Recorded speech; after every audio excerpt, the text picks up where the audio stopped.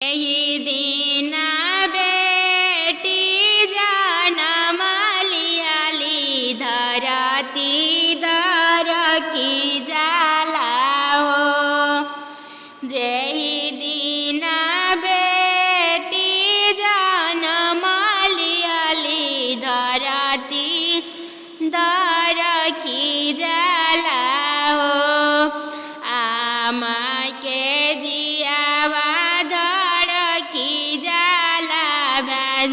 बेटी ससुरा जइए हो। आमा के जियाड़ा धड़की जलाई त बेटी पाहुना हो। जब बेटी भइली सयानवा तो पानी रे खेले हो। अब बेटी भइली सयानवा तो बेटी ससुरा जइहे हो। अब बेटी भइली सयानवा तो बेटी ससुरा जइहे हो।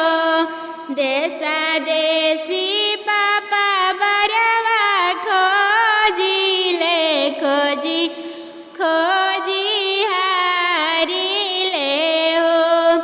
कतहु ना मिलेला उ देश जहाँ बड़ो सुन्दर हो। कतहु ना मिलेला उ देश जहाँ बड़ो सुन्दर हो। देशा देशी चाचा बरवा खोजिला खोजी खोजी हारिला हो।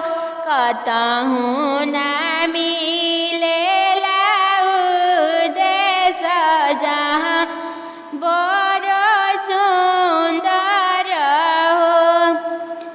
कतहु ना मिलेला उ देश जहाँ बड़ो सुन्दर हो।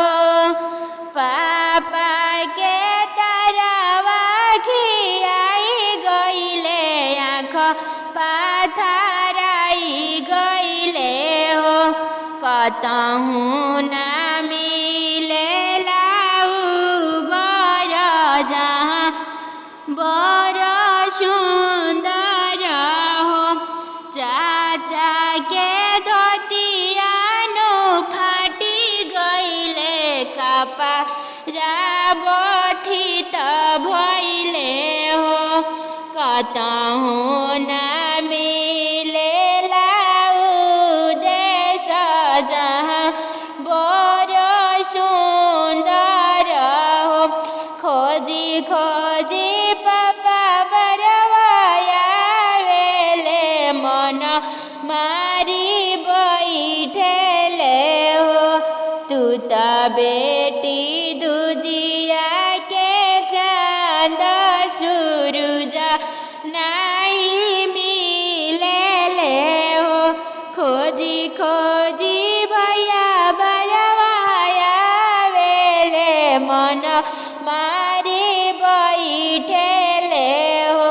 तू त बहिनी दुजी